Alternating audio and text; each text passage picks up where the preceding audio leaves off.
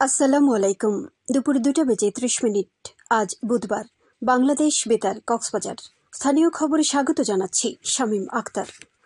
কক্সবাজার যুব উন্নয়ন অধিদপ্তর ও ই-লার্নিং অ্যান্ড আর্নিং লিমিটেডের উদ্যোগে 50 জন যুব ফ্রিল্যান্সিং প্রশিক্ষণার্থীদের মাঝে প্রশিক্ষণ সামগ্রী বিতরণ করা হয়েছে। ফ্রিল্যান্সিং প্রশিক্ষণের মাধ্যমে কর্মসংস্থান সৃষ্টি প্রকল্পের আওতায় লিংক রোডস্থ কার্যালয়ে কার্যক্রম অনুষ্ঠিত হয়। এতে প্রধান অতিথি ছিলেন জেলা প্রশাসক মোহাম্মদ সালাউদ্দিন। জেলা প্রশাসক বলেন, প্রযুক্তি ব্যবহারের মাধ্যমে যুবরা ঘরে বসেই স্বাবলম্বী হওয়ার পথ তৈরি করছে। যুব উন্নয়ন অধিদপ্তরের উপপরিচালক মোহাম্মদ মোয়াজ্জেম হোসেনের সভাপতিত্বে এতে সহকারী কমিশনার ও নির্বাহী ম্যাজিস্ট্রেট KM ইনজারুল হক সহ সংশ্লিষ্টরা বক্তব্য রাখেন। এ সময় যুব উন্নয়ন অধিদপ্তরের কর্মকর্তা সহ প্রশিক্ষণার্থীরা উপস্থিত ছিলেন। পরে প্রশিক্ষণার্থীদের মাঝে ব্যাগ, আইডি কার্ড সহ বিভিন্ন প্রশিক্ষণ সামগ্রী বিতরণ করা হয়।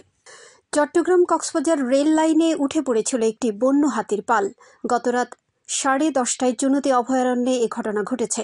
তবে ট্রেন চালকের বিচক্ষণতায় কোনো দুর্ঘটনা ছাড়াই রক্ষা পায় হাতির পাল। ট্রেনের একটানা হুইসেলে বিরক্ত হয়ে হাতির দল ট্রেনের বগিতে ধাক্কা দেয় বলে জানিয়েছেন সংশ্লিষ্টরা। ট্রেনের লোকোমাস্টার আব্দুল আওয়াল এ তথ্য নিশ্চিত করেছেন। তিনি জানান, কক্সবাজার থেকে চট্টগ্রামের উদ্দেশ্যে ছেড়ে আসা সৈকত এক্সপ্রেস যাত্রী ছিল প্রায় 500। এ ঘটনায় যাত্রীদের মধ্যে আতঙ্ক ছড়িয়ে পড়লেও তেমন কোনো ক্ষয়ক্ষতি হয়নি। হাতির পালটিতে 4 থেকে 5টি হাতি ছিল বলে জানিয়েছেন ট্রেনের পরিচালক সাখাওয়াত হোসেন। তিনি বলেন, ওই এলাকায় 4 কিলোমিটার পথে ট্রেনের গতি থাকে 20 কিলোমিটার। টেকনাফ উপজেলা মৎস্য অধিদপ্তরের উদ্যোগে জাতীয় মৎস্য সপ্তাহ 2025 উপলক্ষে র্যালি ও আলোচনা সভা অনুষ্ঠিত হয়েছে। আজ দুপুরে উপজেলা পরিষদ চত্বর থেকে একটি র্যালি বের হয়। এরপর উপজেলা পরিষদ পাবলিক হল মিলনায়তনে আলোচনা সভা অনুষ্ঠিত হয়। উপজেলা সিনিয়র মৎস্য কর্মকর্তা মোহাম্মদ দেলোয়ার হোসেনের সভাপতিত্বে এতে প্রধান অতিথি ছিলেন উপজেলা নির্বাহী কর্মকর্তা শেখ এহসান উদ্দিন। সভায় সামুদ্রিক ও মিঠা পানির মাছ সংরক্ষণে সচেতনতা বাড়ানোর উপর জোর দেওয়া হয়। আলোচনা সভা শেষে উপজেলা পরিষদের পুকুরে 2000 মিঠা পানির পোনা অবমুক্ত করা হয়েছে। এ সময় উপজেলা পরিষদের কর্মকর্তা, জনপ্রতিনিধি ও সংশ্লিষ্টরা উপস্থিত ছিলেন। মহেশখালীর কালামারছড়ায় আইনশৃঙ্খলার উন্নয়নে পুলিশ বিট স্থাপনের লক্ষ্যে প্রশাসনের পক্ষ থেকে স্থান পরিদর্শন করা হয়েছে।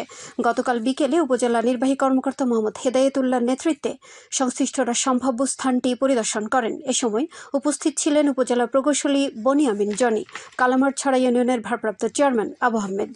উপজেলা নির্বাহী কর্মকর্তা এ সময় পুলিশ বিট স্থাপনের জায়গা নির্ধারণ, জুলাই গণ অভ্যুত্থানে শহীদ তানভীর সিদ্দিকীর নামানুসারে সড়কের নামকরণ, কবরস্থান সড়ক সংস্কার ও মাদ্রাসার উন্নয়ন সহ বিভিন্ন প্রস্তাবিত প্রকল্প পরিদর্শন করেন।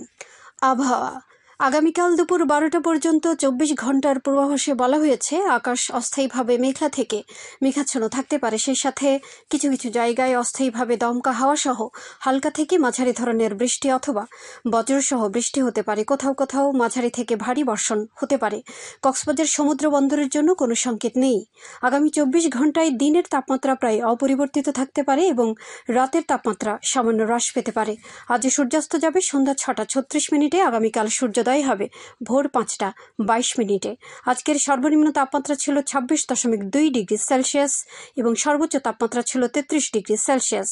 এখন জানিয়ে দিচ্ছি বাঁকখালী নদীর মোহনা ও সংলগ্ন এলাকার সামুদ্রিক জোয়ার ভাটার সময়সূচি। আজ জোয়ার শুরু হবে বিকেল 4টা 7 মিনিটে, চলবে রাত 9টা 50 মিনিট পর্যন্ত। ভাটা শুরু হবে রাত 9টা 50 মিনিটে, চলবে রাত 4টা 9 মিনিট পর্যন্ত। পুনরায় জোয়ার শুরু হবে রাত 4টা 9 মিনিটে, চলবে আগামীকাল সকাল 10টা 17 মিনিট পর্যন্ত। সবশেষে পর্যটক বার্তা। পর্যটন নগরী কক্সবাজারে আগত ভ্রমণ পিয়াসুদের সাগরের পানিতে নামার পূর্বে সাবধানতা অবলম্বন করার জন্য অনুরোধ করা হচ্ছে। যারা সাঁতারে দক্ষ নন তাদের পানিতে বেশি দূর যাওয়া উচিত নয়। ভাটার সময় স্রোতের সাগরমুখী টান প্রবল হওয়ায় সাগরের গভীরে ভেসে যাওয়া এমনকি প্রাণহানির আশঙ্কা থাকে। সেই সাথে পর্যটকদের স্বাস্থ্যবিধি মেনে চলার পরামর্শ দেওয়া হচ্ছে। খবর শেষ হলো। আমাদের পরবর্তী খবর প্রচারিত হবে আজ বিকেল 4টা বেজে 30 মিনিটে ইংরেজিতে।